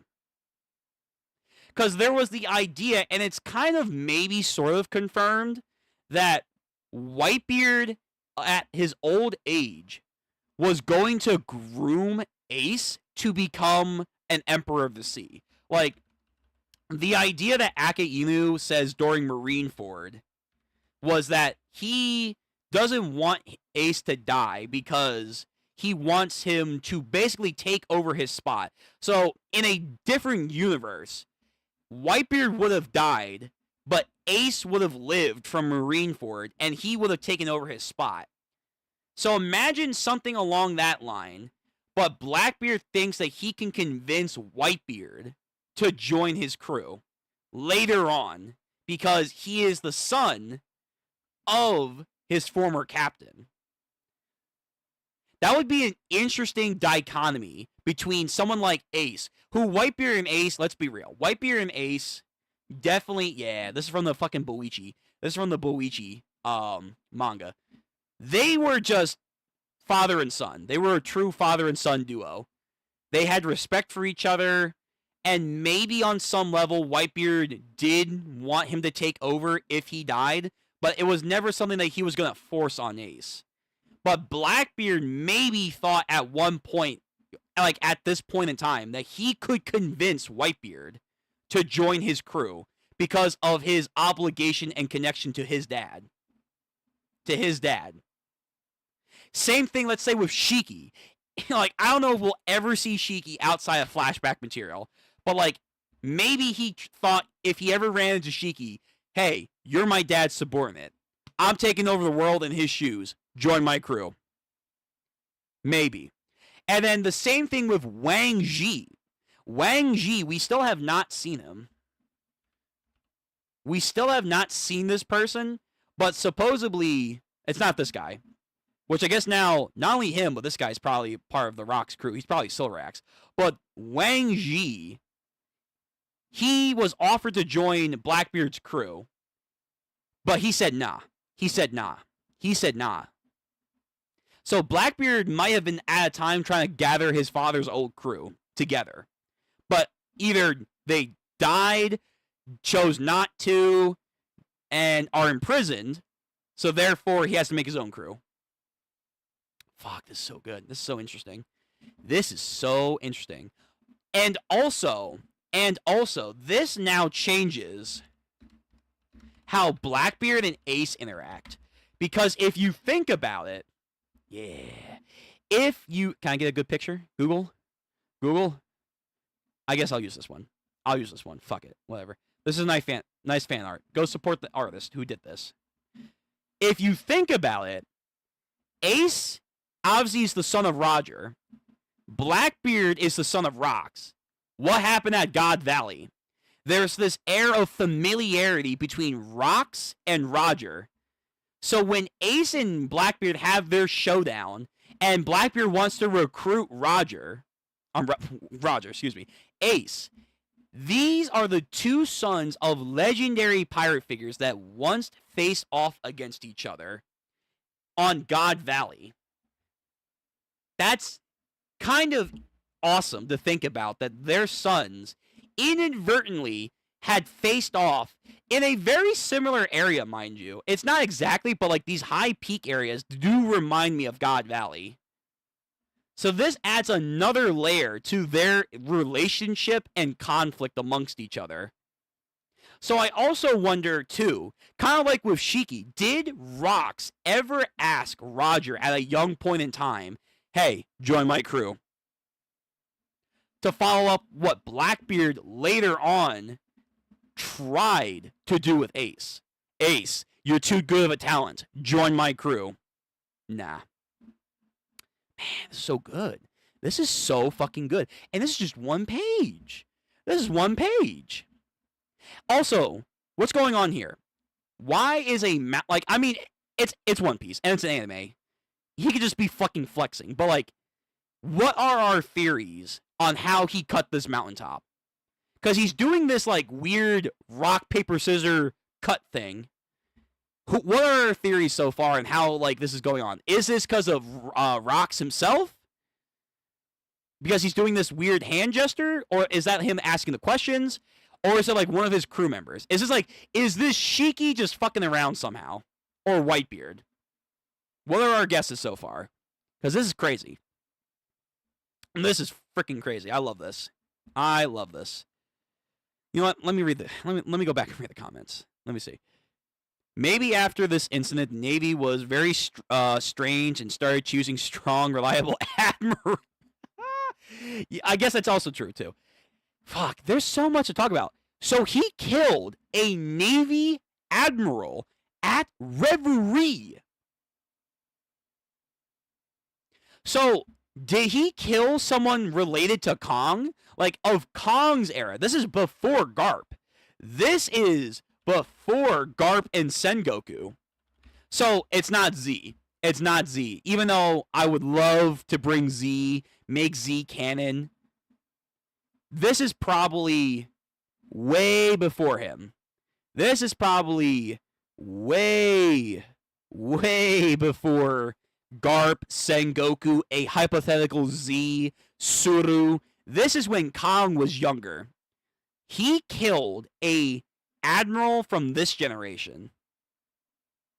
Now, what does that mean necessarily? No idea. But nonetheless, he killed an admiral. He killed an admiral, and he got away with it. He got away with killing an admiral basically at the heart of the world government, and he said, deuces. That's a fucking flex right there. Like, if you need more proof that Rox was him, you just got a whole panel and dialogue right here. Right here. So, how the fuck did he... Man, I got so much. How did he get into the Reverie? I mean, I guess it's not hard to get in the Reverie, is what they're telling us. But still, though, he just got in and said, hey, by the way, I'm Rox. What up? I'm going to kill a goddamn admiral. Shimmy! And then die. And then die. Wow, man. Oh, my God. Oh, my goodness. But, yeah, fair, big mom. Maybe after this incident, the Navy were very strange and started choosing strong, reliable admirals. Yeah, you know what? Maybe Kong's generation just sucked. Maybe they did just suck. Julius, next week we get to see this guy stab a child. Woo! True! True! Yeah, Julius. Yes. You're right. You're absolutely right. Potentially. Yes, of course. If he's going to go that far. Oh my God, bro. Sung Jin Woo. Probably opposite because Whitebeard is kind of like Sanji there. Kind of, but like Zoro, I swear to God, I think Zoro literally said bar for bar what Whitebeard said right here. And also, it's like kind of like the dichotomy of the crew. Rox is Luffy because he's the strongest. He's the captain. Who are the second and third strongest of the crew? Back during Rox's pirate crew. It's probably Whitebeard and Shiki. I would think, because he's also saying this bar for bar from Zoro, you kind of want to say that Shiki is the Sanji of the crew. And he's a smoker. Yeah. It's loose, but yeah. But I see what you mean there. Let's see. Sung Jin Woo. World, Whitebeard knew and didn't care. Anime makes it look like he sees something. True. That's fair. But yeah. I mean, Whitebeard, at the end of the day, he said to Ace, that he doesn't care where my sons come from. They are all my sons. So even if he did know, would he have cared? Probably not. He gave Blackbeard the benefit of the doubt. But yeah, like, unlike Ace, I would feel like, come on, this is like your captain. This is your captain. Look at that face.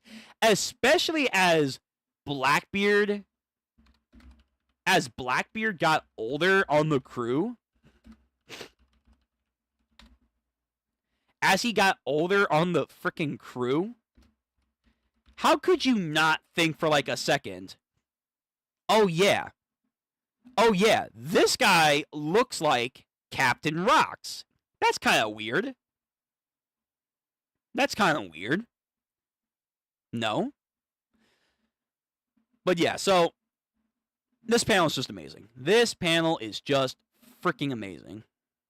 But outside of that, we have other stuff too. We got to talk about them before we end the stream.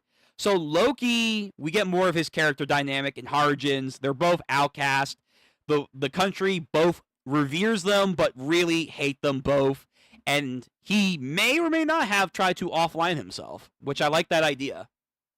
But it's like word for word what Kaido says. Crazy. Then on top of that, we get to see King Harold's like fruits of labor, which is like he actually managed for a time to build a network of nations to rely on with Elbaf. And we saw him infrastructuring his nation. His real wife, Ida, is being a helpful person with, a trade network along the coastline for drinks and services, all that stuff.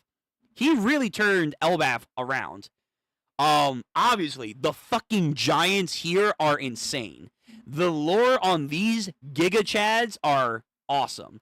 But I do wonder, we know that they are used to be experiments for the number giants that Kaido would get.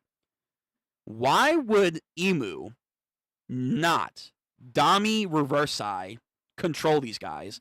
Why stick them in an ice bath and not do what he did to Dory and Broggy?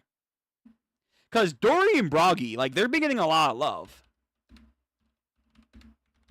They've been getting a lot of love. But let's be real. There's probably a good chance these guys here are probably way better than Dory and Broggy. Like, one of these guys can probably take on Dory and Broggy. And I imagine, again, it wasn't confirmed, but Ragnar probably is related to these guys. Somehow, some way.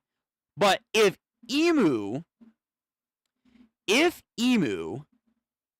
can turn these guys into foot soldiers, why couldn't they do the exact same to this, like, legion, this battalion, if we want to use this translation, this battalion of giants, and ancient giants, too, and ancient giants? No? You don't want to, like, Imu, that's not like an asset? That's not like an asset you want to, like, make into your corner? So there are questions here, yet again, to, like, why Imu can and cannot do anything. So, if they were captured, who captured them? Because it seems like it's the world government, but from the wording that Ja Rule's talking about, it really feels like it's Imu. Imu or the Elders. Someone captured them of the higher volition. And if they did capture them, and that's how we see right here, why did they not turn them into foot soldiers like King Harold? Because we still haven't gotten to that part yet. Unless they couldn't at this point. There's a lot of questions that he needs to answer for that. But then outside of that, Estrid dies. Good. She was a fucking massive C-word. Loki still has to deal with her brother until he killed him later, which was deserved. And then we find out that Elbaf went through a actual famine after Big Mom. They went through an actual, like, hard time that pitted giant against giant. They were going to raid against human villages, and they were just going to, like, kill Harujin and Ida. If Harold didn't come back in time. So that's a very interesting dilemma and showcases just, yeah, it doesn't matter if your nation is strong. If you got no food, no resources, you are in big trouble. You are in big trouble. And with no king who's readily there to facilitate your people's like worries, people are going to just cut loose and do stupid shit. And then we kind of get that again, but on like a smaller level with Loki. Though Harold is a good dude, he's a great king. He's trying to better the future of Elbaf, and you can argue the world. He isn't there all the time when shit goes down, like a frost storm is causing mass famine, and he's not there all the time for Loki, even though he does care about him. So on some level, he is kind of a neglectful ruler and father. But at the end of the day, he's doing the best that he can. I just don't understand why Ida couldn't raise him. It's probably the old beers being like, oh, a filthy half-giant woman or some shit like that can't raise a pure-blooded prince, even if we curse him out and want to kill him and your other bastard son too. It's like, damn, they both love and hate the princes, both of them. It's crazy. And yeah, we got some Big Mom stuff. Big Mom finally is in the fucking Elbaf arc. Woo, cool. We got like a little tidbit on her destruction. This was good. This is a good like context of like timeline stuff. This was good character stuff for like the nation of Elbaf and their struggles and why like Harold is so revered. How the damn nation of Loki and Harujin continued to grow for unjust reasons, but again, they're starving, so you can't fully blame them, but still, Harold, like, once again, we gotta make like a video. Either someone has to make a video. What if Harold and Odin met? They would have changed the world. They would have actually changed the world. Like, you see it right here. And you can argue this is a mock. This is a mock version of what's going to happen later with Luffy during the final war and afterwards. Kind of mimicking also the mural. So keep that in mind. Keep that in mind. Yeah. Oh, and I guess last thing too. Loki, his eyes are apparently a birth defect. So far, there is no lore on why his eyes look like that outside of he was just born that way. That's pretty much it. But there could be more. There could be more. Okay. This is a good chapter. This is a phenomenal. Yo, this flashback arc has actually been amazing.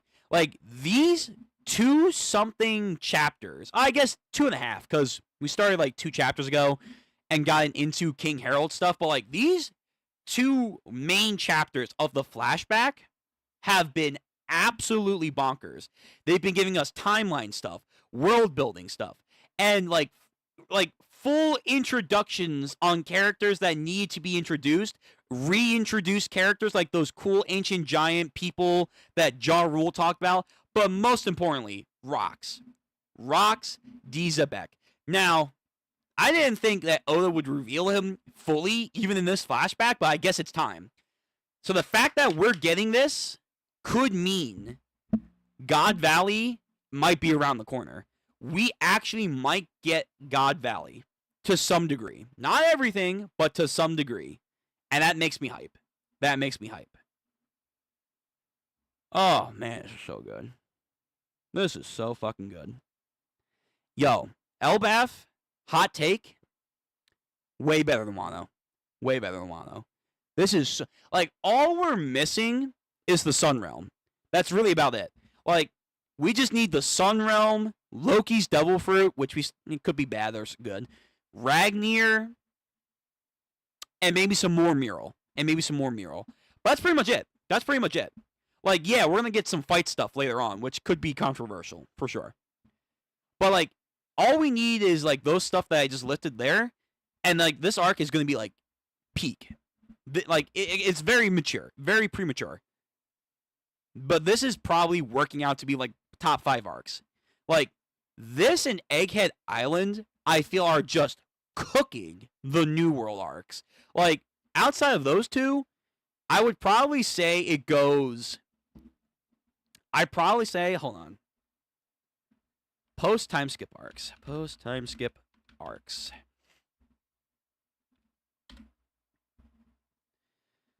Oh my god. Let's see. So I want a list. No. Someone give me a list. Hang on. We're gonna do this right. So we have everything from Fishman Island to now. I would say the best arc so far in the post time skip is probably Egghead Island. It goes Egghead. This might be tough. Egghead, Elbaf. Then I'm going to place Zoe. Even more controversial, because people don't consider it an arc anymore, I'm going to place Revery, aka Leverly. So, Egghead, Elbaf, Zoe, Reverie arc. And now, because it's getting a lot of love, I'm getting Punk Hazard at number 5. Then, I think I'm going to put Whole Cake Island, number 6. Then I'm going to put Wano Country. Then I'll put Dressrosa, and then I'll put Fishman Island. In that order. Because right now, Elbaf is, like, looking to be stomping Wano Country. Overall, though, for best arcs, Egghead and Elbaf back-to-back are looking like some of the best double feature arcs that we haven't had in a long time. In a super long time. Like, this is honestly some of Oda's best works. It really goes to show you, yeah, Wano Country had some nice stuff, but it opens a lot of people's eyes up to, like, yeah, Wano Country had a lot of issues. Wano Country had a lot of issues. And Egghead isn't perfect either. It's not. Elbaf has some stuff too, you could argue. But I think this just shuts up the haters that were like 3-4 months ago saying, oh, Elbaf is boring. This arc sucks. What are you talking about? We had the mural, we had Gabon, we had fucking Shamrock, Gunko up until that point. What do you mean this is a boring arc? What do you mean this arc sucks? And now we have Emu coming into the play. Loki's getting amazing character stuff and feats. We're getting a goddamn flashback, and this flashback is cooking. It's not as emotional as, let's say, Kuma's, but it is cooking with a lot of awesome narrative implications. And now we have fucking Roxy Xebec. I don't want to hear anyone call Elbaf boring. I don't want to hear anyone call Elbaf boring. I don't want to hear anyone say Elbaf sucks until something happens. This arc is great. Until further otherwise, this arc is amazing. It is so fucking amazing. Okay, let's read some more comments, and then we're gonna probably end the stream. Wiper knew and didn't care. Anime makes it seem like he knows something. Yeah, probably. Good point, Sunjin Woo. Good point. Big Mom again. Fun fact: Oda has prepared the design of Blackbeard's mother and sister. Yes, I actually do know that. Blackbeard's mother and sister, Rox's wife and daughter, and where Ace was supposed to meet them. I do know this. Because I actually have a theory. Everyone has a theory. But, particularly, it's a theory involving Blackbeard, the longest running mystery. And because of recent events of this arc, it actually might explain one of the biggest questions that we've had with Blackbeard. But yeah, I know that this came out years ago. Yeah. And I think Oda is actually going to use this concept going forward. I think he might change some things, though. I think he's going to change some things from Ace meeting them. Maybe he can still have them meet them. But my theory goes like this. We always wondered how the heck has Blackbeard able to eat multiple devil fruits. The theory for the longest time was, oh, he has the Cerberus no me, and that's how he can do that. Or he has some other devil fruit that allows him to do that.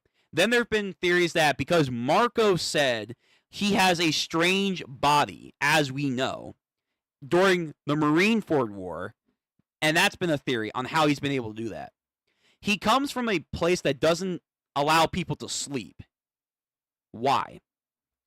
We still have to find out what's going on there. But my theory goes, because I think not only would this be a dramatic way to introduce how Blackbeard can eat 2 fruits, or however many fruits, if it's 3, because of what I'm about to say, but also it would be a very stark comparison to, like, Luffy, Ace, and Sabo, where they aren't blood siblings, but they are as brothers as it gets. They are, like, the real deal when it comes to family. Hold on. Let me get something up. Yeah, let's get this. They are more brothers than actual blood related, as we saw with Sabo and his brother. So in contrast, because Luffy and Blackbeard do mimic each other, I think Blackbeard might have killed his 2 sisters, and by doing so, whether it have been eating their hearts or some dark secret art manner that we aren't aware of, by killing his 2 blood-related sisters, that's how Blackbeard has been able to get multiple fruits. That's my theory. I'm putting it out there officially. I've said it like multiple times before, but here it is, verbatim, unless the stream gets taken down, which would suck. But I think Blackbeard killed his 2 sisters, and somehow by doing that, he's able to now consume at least 3 fruits. And if my theory is correct, this goes into showing, especially if this guy raided the Revery, Blackbeard is probably going to go to the Revery at some point, or to the Holy Land, and he's going to kill Emu and take his fruit, their fruit, whatever. So, father like son, they're going to go to the Holy Land and cause havoc. And in contrast to Luffy and his relationship to his brothers, Blackbeard is someone who is willing to even sacrifice family for his goal. I think that would be a great narrative play on Blackbeard. On God. I think that would actually be a sad, horrific contrast to Luffy. That he would be willing to sacrifice his sisters to gain power for his dream. Yeah. But yes, I did know this. So now that Rox is fully confirmed to be Blackbeard's dad, this has more weight. This is going to come back. Blackbeard's sisters are going to be introduced at some point. I guarantee you that. And if anything more, remember my theory. I think Blackbeard probably killed his sisters to be able to have multiple devil fruits, to have multiple powers. His mom, I don't know what's going on with his mom. I don't know. That could be whatever. But just remember what I said. And then if Blackbeard does take Emu's power and becomes the final villain, he can reveal that to Luffy, and that's going to be a great conflict between the two. Like, they already have so much shit on each other. But on top of that, hey, you care about your siblings, your supposed siblings, Ace and this guy Sabo. But would you be willing to kill them to achieve your dreams? What are you talking about? I killed my sisters. I ate their hearts. And that's why I am so powerful. Like, Oda can go dark. Oda can go hella dark, as we've seen. Blackbeard's flashback is going to be probably one of the darkest flashbacks. No pun intended. It's going to be one of the darkest flashbacks in the series. Mark my words. Mark my words. And I think it's going to explain in this way how he's able to have his powers. It's sad, dark, and messed up, but I could see it. I could see it. All right, let's read one last comment, and then I think we're going to end the stream. Big Mom. It's very likely that Blackbeard's mother will appear in the future to help her son and take revenge for her husband's death. Maybe. Maybe. I can see that. I guess. Or she just exists. Or she exists. Or she just exists. But yeah. Crazy. Crazy chapter. This might be like another 10 out of 10. This might be another 10 out of 10. This is Oda at his best. Oda at his best is solid as hell. He right now, Elbaf is looking really good. It's looking really, really good. Okay, I think I'm gonna end it here. It's late. I gotta go to bed. I got more work to do in the morning. New stuff's coming out, by the way, so stay tuned. We will be doing a stream on Sunday for Ichi the Witch, for sure. I don't think we're going to do a stream tomorrow, but if we do, I'll let you guys know. But look forward to Ichi the Witch on Sunday, read through. It's going to be so fucking funny and fun. Next week, we're going to get back to the routine. We're going to get more Fate, more Yakuza, more JoJo's, and we're going to get to One Piece. After that, we'll see what happens. We'll see what happens. But we have new stuff coming out, and I'm excited to reveal some stuff. And then I think we'll get close to the 100 subscriber goal. So when we reach that goal, again, I'll make an official announcement. But if we get to 100 subscribers, we're going to do our first watch-along for the channel. And I think I have a good idea what we can do for the first one. It's going to be fun, and it's going to be a very popular, I think, idea to do. But all right, I got to go. Thank you all for coming to the stream today and for listening to my rants, my non-verbal excitement. It means a lot, especially if you're at a later time zone than I am. You guys are the true soldiers wanting to stay up and listen to me babble on about this. But I really do appreciate it. So I gotta do my jargon as always. If you are new live right now, or you are a VOD Gang member, what up, VOD Gang? Do me a favor. Dislike the stream, whatever. Comment, even if it's not a good comment, down below. Hit the bell notification so that way you know when we go live, you can come and join the merriment and chaos that will be my stream. And then finally, subscribe to the channel. We got a lot of cool stuff coming in the future. More reactions to series. We have anime and / maybe other watch-along stuff we're going to do in the future. We got games. We have more variety coming up for the games. So stick tuned. And we might have some more stuff coming in not too far off in the distance. So, please, if you want to support me and see what we do in the future, hit that subscribe button. All right. I got to head out. Thank you all again for coming out. Peace. Stay safe. It's a crazy world out there. You never know what's going to happen. So, until next time, which will be Sunday for Ichi the Witch, I hope everyone has a good day. Goodbye. And I can't believe we have Rox Xebec finally revealed. This is great. I am going to have so many more questions next chapter. And if we're right, we're going to see him beat up a kid next chapter. Woohoo! Yay. Oh, man. All right. Later, guys. Take care.